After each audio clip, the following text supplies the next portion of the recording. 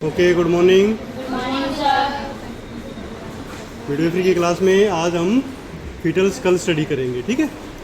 तो ये तीन जो चैप्टर हैं जो हमने स्टडी किए, दो पहले और एक अब, ये सारे के सारे हमारे बेस बनाते हैं मिडवाइफरी का, ठीक है। तो फीटल स्कल में क्या क्या स्टडी करेंगे, ये एक तो नॉर्मल स्कल हमने स्टडी की थी फर्स्ट ईयर में, ठीक है। फीटल स्कल उस स्कल से क्यों डिफरेंट है वो हमें इस क्लास से देखने को मिलेगा, ठीक है। तो चलिए शुरू करते हैं। यहाँ पर आपके पास सामने एक फ़ोटो दिख रही है, वो किसकी है? फीटल स्कल की, ठीक है। तो सबसे पहले जो इम्पोर्टेंट पॉइंट आता है वो क्या है कि जैसे हमने पेल्विस को अलग अलग पार्ट्स में डिवाइड किया था, वैसे ही फीटल स्कल के भी अलग अलग पार्ट्स होते हैं। कौन कौन से, उसको हम कहते क्या हैं? Divisions of the fetal skull, ठीक है। तो सबसे पहला क्वेश्चन ये बनता है कि what are the divisions of fetal skull. तो फीटल स्कल के जो डिवीजन है वो है वॉल्ट, बेस एंड फेस, ठीक है। तो तीन पार्ट्स में उसको हम डिवाइड करते हैं। बातें नहीं प्लीज़। तो सबसे पहले आता है वॉल्ट, ठीक है ना। वॉल्ट क्या है? Vault is the large dome shaped part above an imaginary line drawn between orbital ridges and nape of the neck। तो ये एक इमेजिनरी लाइन खींची हुई है, ठीक है। इस लाइन के ऊपर जितना भी ये डोम शेप्ड एरिया है उसको हम क्या कहेंगे? वॉल्ट कहेंगे, ठीक है ना। जैसे हमने एडल्ट जो स्कल पढ़ी थी उसमें ये क्या था? क्या था? क्रेनियम, ठीक है ना, पूरा क्रेनियम था। तो यहाँ पर ये क्या है? इसको हम वॉल्ट कह रहे हैं। और यही वॉल्ट जब प्रेजेंटेशन में शो करेगा तब उसको हम क्या कहेंगे? वर्टेक्स प्रेजेंटेशन कहेंगे, ठीक है ना। दूसरा पार्ट इसका आता है base. The base comprises bones that are firmly united to protect the vital centres in the medulla oblongata. तो बेस यहाँ पर इसका नीचे होता है, जो ये आपको कलर्ड पार्ट दिख रहा है ये बेस है। और यहाँ पर जो बोन है वो सफिशिएंट फॉर्म हो चुकी होती हैं, स्ट्रॉन्ग होती हैं, और जो वाइटल सेंटर्स हैं बच्चे के मेडुला ऑब्लोंगेटा में उनको प्रोटेक्ट करता है, ठीक है। और तीसरा पार्ट आता है हमारा फेस, जो फ्रंट में है। The face is composed of 14 small bones that are also firmly united and not compressible, ठीक है। ये कंप्रेसिबल नहीं है। तो बेस और जो फेस, ये दोनों चीज़ें हैं, ये कंप्रेस नहीं होते हैं ड्यूरिंग डिलीवरी, ये ध्यान रखना है ना। क्या चीज़ है जो कंप्रेस होता है? ओनली वॉल्ट, ठीक है ना। वॉल्ट जो है वो कंप्रेस हो सकता है थोड़ा सा, बहुत ज़्यादा नहीं, ठीक है। अब आता है हमारे पास वॉल्ट की बोन कौन कौन सी हैं। तो अगर आपने एनाटॉमी फिजियोलॉजी एडल्ट स्कल की पहले पढ़ी हुई है तो यहाँ आपके लिए काफ़ी इजी हो जाएगा, ठीक है। The bones of the vault are laid down in the membrane. ये डिफरेंस है, इसको ध्यान से समझना कि हमारे यहाँ जो एडल्ट में स्कल थी उसमें कोई मेम्ब्रेन नहीं थी, डायरेक्ट बोन एक दूसरे से जुड़ी हुई थी। बट यहाँ पर क्या है कि कंप्लीट डेवलपमेंट वॉल्ट की बोन्स का नहीं होता है, इनकम्प्लीट डेवलपमेंट होता है। तो बीच में स्पेस होता है, ठीक है। और ये जो स्पेस होता है वहाँ पर क्या होती है? मेम्ब्रेन, जो ब्रेन को कवर करके रखती है, ठीक है ना। जो अंडरलाइंग पार्ट्स हैं वो कवर्ड होंगे, बट वहाँ पर क्या होगी? मेम्ब्रेन होगी। अब इसका बेनिफिट क्या है इस मेम्ब्रेन का कि जब डिलीवर हो रहा होता है बेबी, तो ये थोड़ा सा ऐसे पास में आ सकती हैं या इवन ऊपर नीचे भी हो सकती हैं, क्योंकि यहाँ तो एक ब्रेन है, वो मेम्ब्रेन है, तो इजीली ओवरलैप हो सकती हैं और साइज थोड़ा सा छोटा होके और निकल भी सकता है, ठीक है ना। तो ईश्वर ने हर चीज़ बड़ी सोच समझ के बनाई है कि इसको हमें फ्यूज़ अभी नहीं करना, बाद में करना है, ताकि बेबी आराम से डिलीवर हो जाए, ठीक है। तो ये डिफरेंस रहेगा एडल्ट स्कल में और फीटल स्कल में, ठीक है। अच्छा, they harden from the centre outwards in the process known as ossification. अब जब ये वो जो मेम्ब्रेन है वहाँ भी हार्ड होने शुरू होगी, ठीक है ना। कब हार्ड होंगी? जब एक प्रोसेस चलेगा ओसिफिकेशन का, ठीक है ना, वहाँ पर कैल्शियम का डिपोजिशन और इवन जो हमारी सेल्स हैं वो डेवलप होंगी और धीरे धीरे वो मेम्ब्रेन भी ओसीफाई हो जाएगी, ठीक है ना। बट ये कहाँ से चलती है? सेंटर टू पेरिफेरी, ठीक है ना। जहाँ पर आपको बोन दिख रही है वहाँ से वो धीरे धीरे आगे की ओर बढ़ना शुरू हो जाएगी और ये जो गैप है वो फिल हो जाएगा बोन से, ठीक है। ये आफ्टर डिलीवरी होगा, ठीक है ना। Ossification is incomplete at birth, birth पे इनकम्प्लीट होता है, leaving small gaps between the bones known as sutures and fontanelles. अब ये जो गैप होते हैं उनको हम या तो फ्यूचर्स कहेंगे या फोंटेनेल्स कहेंगे। अब फ्यूचर्स क्या है और फोंटेनेल्स क्या है, इनको हम इस पिक्चर में देख लेते हैं ना। जो बोन्स के बीच में ये जो गैप आता है वो फ्यूचर्स हैं, जहाँ एक बोन दूसरे बोन से जुड़ती है, ठीक है। और बीच बीच में जहाँ पर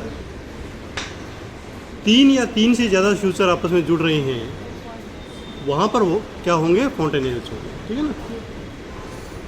तो पहले हम देख लेते हैं bones of the vault consist of, सबसे पहले बोन आती है पीछे वाली ले लेते हैं, ऑक्सीपिटल बोन, ठीक है ना।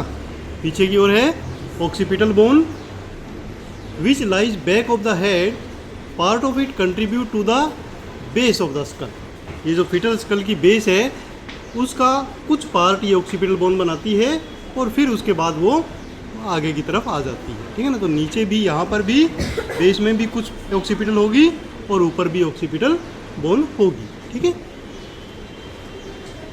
इट कंटेन्स फोरामेन मैग्नम, ये आप ऑलरेडी पढ़ चुके हो लास्ट ईयर भी कि एक बीच में फोरामेन मैग्नम होता है नीचे की तरफ, जहाँ से क्या निकलती है? Spinal cord. जो स्पाइनल कॉर्ड होती है ब्रेन का पार्ट, वो आके नीचे स्पाइनल कॉर्ड के रूप में बनता है और वो इस फोरामेन मैग्नम से बाहर निकलता है, तो वो बच्चे में भी है, ठीक है। It protect spinal cord and as it leave the skull. The ossification centre of the occipital bone is occipital protuberance.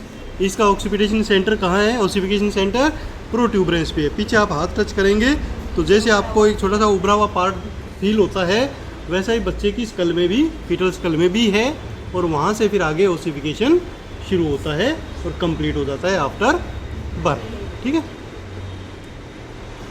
उसके बाद 2 बोन आती हैं हमारे पास, parietal bones which lies on each side of the vault, ठीक है। एक इधर पेराइटल बोन है और एक इधर पेराइटल बोन है, 2 बोन हैं और बीच में मेम्ब्रेनस पार्ट है, पूरा वो जुड़ा हुआ नहीं है बट स्टिल उसको हम फ्यूचर ही कहेंगे, ठीक है।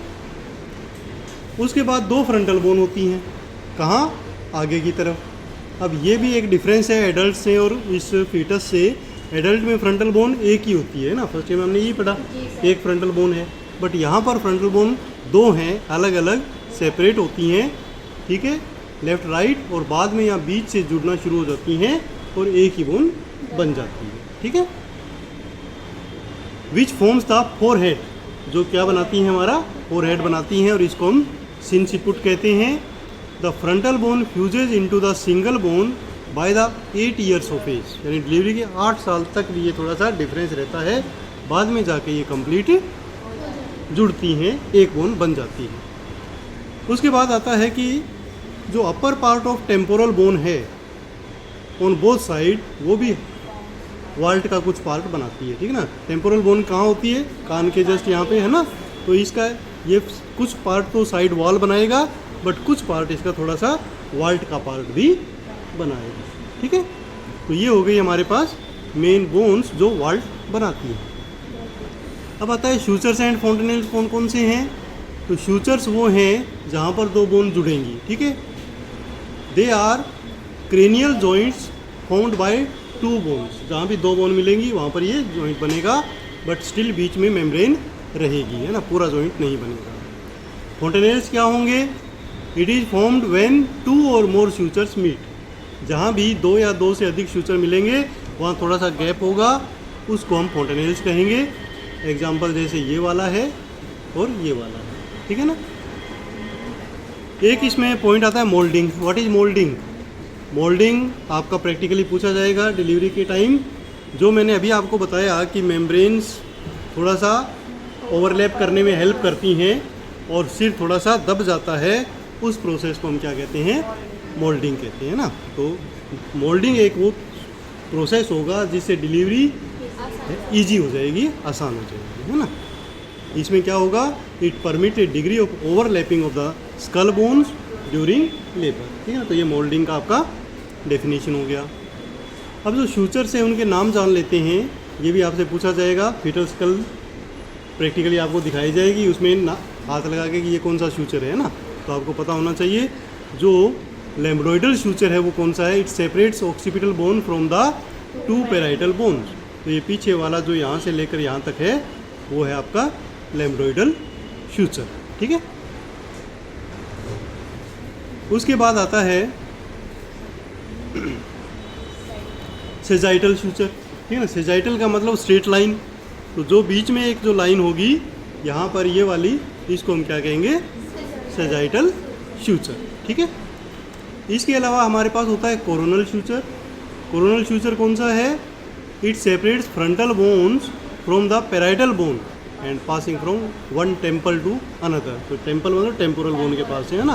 तो यहाँ से लेके यहाँ तक जो ये सूचर है इसका नाम क्या है, कोरोनल सूचर, ठीक है। उसके बाद एक आता है फ्रंटल सूचर, जो एडल्ट में नहीं होता है बट फीटल स्कल में होता है, ठीक है ना। क्या है, it runs between the two halves of the frontal bone. जो फ्रंटल बोन के दो पार्ट्स हैं उनके बीच में फ्रंटल सूचर होता है, ठीक है। अब आते हैं फोंटेनेल्स। तो फोंटेनेल जो हैं वो दो हैं, एक पोस्टीरियर एंड एक एंटीरियर, ठीक है ना। तो ये भी आपके प्रैक्टिकल एग्जाम में थ्योरेटिकल काफ़ी पूछा जाता है कि ये वाला कौन सा है, ये वाला कौन सा है और ये कब क्लोज होते हैं, ठीक है ना। तो जो पोस्टीरियर फोंटेनेल है उसको हम लैम्ब्डा कहते हैं, लैम्ब्डा, ठीक है ना। लैम्ब्डा क्यों कहते हैं, उसी से वो लैम्ब्रोइडल सूचर है, लैम्ब्डा नाम से ही लैम्ब्रोइडल सूचर है, बिकॉज इसकी जो शेप होती है वो ग्रीक लेटर लैम्ब्डा के समान होती है ना। ग्रीक लेटर एक लैम्ब्डा होता है, उसके जैसी इसकी शक्ल होती है, ठीक है ना, इसकी शेप होती है, तो इसलिए इसको हम कहते हैं लैम्ब्डा, ठीक है। It is situated at the junction of lambdoidal and sagittal suture. जहाँ भी ये सेजाइटल सूचर आ रहा है और ये लैम्ब्रोइडल सूचर है, तो जहाँ इनका जॉइंट है उसको हम कहेंगे पोस्टीरियर फोंटेनेल और लैम्ब्डा, ठीक है ना। लैम्ब्डा नाम भी आ जाएगा तो भी आपको तुरंत आइडिया होना चाहिए कि इट मीन्स ये पोस्टीरियर फोंटेनेल के बारे में पूछ रहे हैं, है ना। अच्छा, इट इज़ ट्रायंगुलर शेप्ड, ठीक है ना, ये ट्रायंगुलर शेप होती है, ये ध्यान रखना। पोस्टीरियर फोंटेनेल ट्रायंगुलर शेप होगा। क्यों ध्यान रखना है, बिकॉज जब आप पीवी एग्जामिनेशन करेंगे, जब फीटल हेड एंगेज हो गया है और पीवी एग्जामिनेशन कर रहे हैं, तो वहाँ पर ये फील होता है, ठीक है ना। तो आप ऐसे फील करेंगे, अगर ट्रायंगुलर है तो इसका मतलब एंगेजमेंट बैक साइड से हुआ है, ठीक है ना। और ट्रायंगुलर नहीं है, कोई और चीज़ फील हो रही है, ये फील हो रहा है या ये फील हो रहा है, तो आपको अलग अलग तरीके से पता लगेगा कि कौन सा पार्ट डिलीवर होने वाला है सबसे पहले, है ना। उसके बाद आता है कि नॉर्मली क्लोजेस एट 6 वीक्स, ठीक है ना। 6 वीक तक ये नॉर्मली क्लोज हो जाता है, ठीक है। उसके बाद आता है एंटीरियर वाला, ठीक है ना। तो एंटीरियर जो बाद में क्लोज होता है और ये बड़ा भी होता है, ठीक है ना। पोस्टीरियर छोटा होता है, जल्दी क्लोज हो जाता है। एंटीरियर बड़ा है, ये कहाँ बनता है, अच्छा इसका नाम भी एक है स्पेशल ब्रैगमा, ठीक है ना। तो ये भी इसके शेप के हिसाब से है, ये डायमंड शेप्ड होता है, ठीक है ना। तो जो एंटीरियर फोंटेनेल है वो डायमंड शेप होगा, तो जब पीवी करेंगे तो वहाँ पर आपको डायमंड शेप 4 कोने इसके दिखेंगे काइट के समान, है ना। तो आपको पता लग जाएगा कि ये ब्रैगमा है, ठीक है ना। तो इसको हम क्या कहेंगे, ब्रैगमा और anterior fontanelle. It is found at the junction of sagittal, coronal and frontal suture. यहाँ पर 3 सूचर काम में आ रहे हैं, ठीक है ना, फ्रंटल, कोरोनल और सेजाइटल, ठीक है ना। इनके जंक्शन पर ये बनता है। It is broad kite shape and recognizable vaginally, जब हम इसको पीवी करते हैं ना, because the suture leave from each of the 4 corners. तो चारों कॉर्नर से सूचर निकल रहा है, तो ये 4 कोने का हो गया। It measures 3 to 4 centimetre long and 1.5 to 2 centimetre wide, ठीक है। And normally it closes by 8 months of the age, ठीक है ना। इसको क्लोज होने में काफ़ी टाइम लगता है। अब इम्पोर्टेंट चीज़ें आ जाती हैं, regions and landmarks of the fetal skull. Landmarks कौन से होंगे उनको आप आइडेंटिफाई करेंगे, एक जो आपको फीटल स्कल दी होगी उसके अंदर, है ना। तो fetal skull is further separated into regions and within these there are landmarks, ठीक है ना। कुछ लैंडमार्क्स है और कुछ रीजन्स है। तो लैंडमार्क्स कौन से हैं? Landmarks are useful in the midwifery when undertaking the vaginal examination as they help to ascertain the position of the fetal head. कि जब पीवी में हम फीटल हेड चेक करते हैं तो हमें समझ में आना चाहिए कि अंगुली हमारी कहाँ टच हो रही है, कौन से लैंडमार्क पे टच हो रही है, ठीक है ना। तो उससे हम पोजीशन का पता लगा सकते हैं ड्यूरिंग डिलीवरी। तो सबसे पहले आता है ऑक्सीपुट रीजन, ठीक है ना। ऑक्सीपुट रीजन क्या है? ऑक्सीपिटल बोन पे होगा, ये तो क्लियर हो गया आपके पास एक बात तो है ना। It lies between foramen mentum and the posterior fontanelle, ठीक है। तो यहाँ पर जो पीछे का ये आपका पोस्टीरियर फोंटेनेल है, यहाँ से लेके पीछे जहाँ तक आप जा सकता है आप वहाँ तक ये रहेगा। और the part below occipital protuberance it is known as suboccipital region, ठीक है ना। तो पूरा तो ये ऑक्सीपुट रीजन है, बट प्रोट्यूबरेंस के नीचे जो होगा वो सब ऑक्सीपिटल रीजन, ठीक है ना। पूरा ऑक्सीपिटल और प्रोट्यूबरेंस के नीचे सब ऑक्सीपिटल रीजन। ओके, एक चीज़ क्लियर हो गई, ऑक्सीपुट कहाँ से कहाँ तक, ठीक है। उसके बाद आता है इसमें वर्टेक्स रीजन। वर्टेक्स रीजन बिल्कुल ऊपर होगा, ठीक है। It is bounded by posterior fontanelle to parietal eminence and the anterior fontanelle, ठीक है ना। तो पोस्टीरियर फोंटेनेल, एंटीरियर फोंटेनेल इनके बीच में, और ये एमिनेंस होते हैं, ठीक है ना। जो पैराइटल बोन के उभरे हुए पार्ट होते हैं वो एमिनेंस होते हैं। तो इतना जो पार्ट होगा वो क्या होगा? वर्टेक्स रीजन होगा, ठीक है ना, वर्टेक्स रीजन। उसके बाद आता है फोरहेड या सिनसिपुट, ठीक है ना। तो सिनसिपुट क्या है? जहाँ पर अपना फोरहेड है वो सिनसिपुट कहलाएगा। This region extend from the anterior fontanelle and the coronal suture to the orbital ridges. तो जहाँ फोंटेनेल से लेके ऑर्बिटल रीजेज कौन से हमारे, जिसके ऊपर आईब्रो होती है ना, तो वहाँ तक का जो एरिया होगा उसको हम क्या कहेंगे? सिनसिपुट रीजन, ठीक है ना। तो पीछे से लेके ये तीन हमारे पास रीजन आ गई हैं, ऑक्सीपुट, वर्टेक्स एंड लास्ट वाला कौन सा है? सिनसिपुट, ठीक है ना। पीछे ऑक्सीपुट, बीच में वर्टेक्स और आगे सिनसिपुट, ठीक है ना। तो इनको आप अच्छी तरह याद कर लेना। अब आता है द फेस। आगे फेस रहेगा,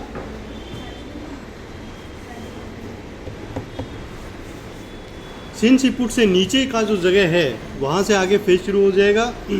the face extend from the orbital ridges to the root of the from the root of the nose to the junction of chin, ठीक है ना। चिन का जो आगे वाला पार्ट है वहाँ तक फेस होगा, और चिन को मेंटम बोलते हैं, ठीक है ना। तो जो एक लैंडमार्क है, ठीक है ना। तो ये क्या होगा? मेंटम। अगर ये फील हो रहा है तो इसको मेंटम कहेंगे।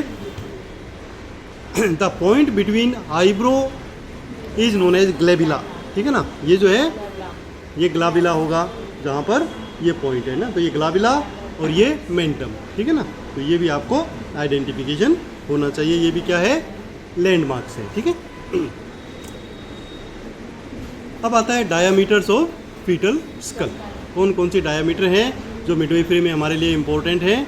Knowledge of diameter of skull alongside the diameter of pelvis allows the midwife to determine the relationship between the fetal head and mother's pelvis।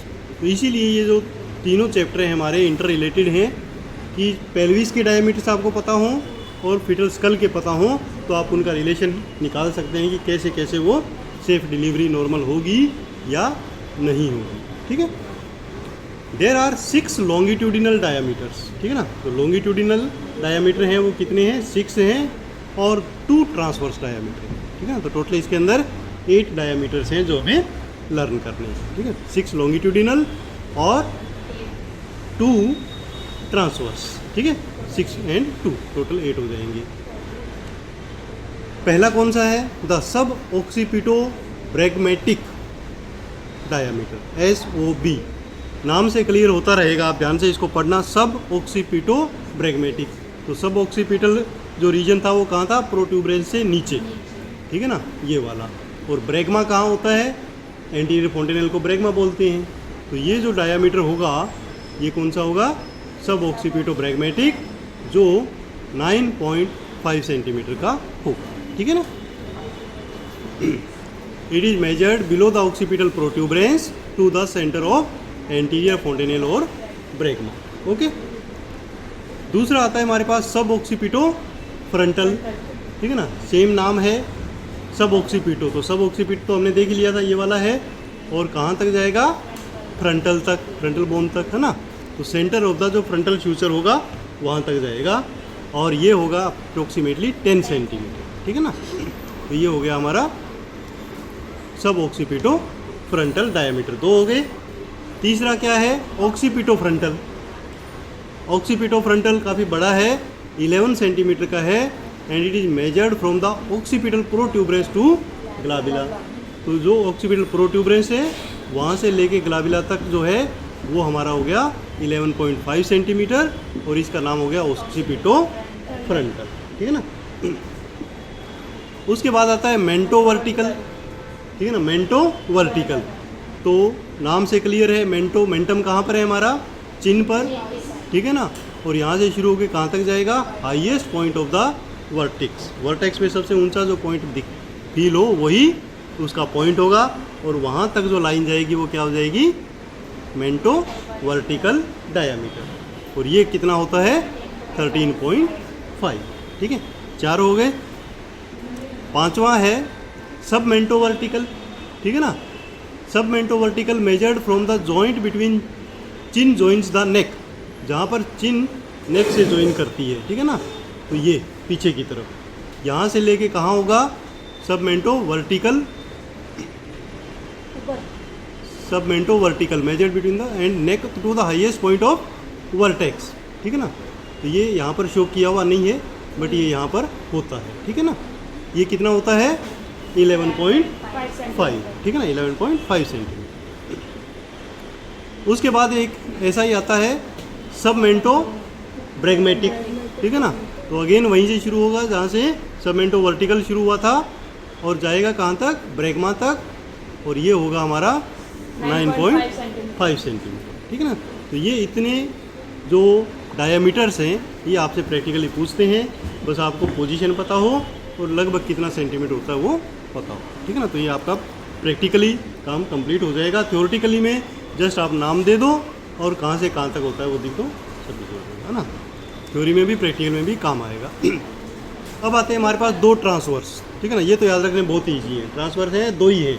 तो ट्रांसवर्स मतलब जो ऐसे चलेंगे, ठीक है ना, by parietal and by temporal, ठीक है। बाई पेराइटल कौन से हैं, the diameter between 2 parietal eminence. Parietal eminence जो सबसे उभरे हुए पार्ट है ना, 2 सींग या निकलते हैं ना, तो यहाँ से बीच में जो होगा ये होगा हमारा बाई पेराइटल, ठीक है। बाई टेम्पोरल क्या है, diameter between 2 farthest point of the coronal suture. जहाँ हमारे कोरोनल फ्यूचर हैं वो लास्ट तक जहाँ जाके टच होते हैं वहाँ पर ये होता है बाई टेम्पोरल, और ये हमारा कहाँ होता है, आगे की तरफ होता है, और 8.2 सेंटीमीटर होगा, ठीक है ना। सिंपल सा 2 ही हैं, तो इजी हैं याद रखने। लॉन्गिट्यूडिनल वाले थोड़े ज़्यादा हैं तो उनको आपको थोड़ा सा मेहनत करनी पड़ेगी, ये वाले तो सिंपल है, ठीक है। नॉर्मली आपके एग्जाम में यही आते हैं फीटल स्कल के अंदर, है ना।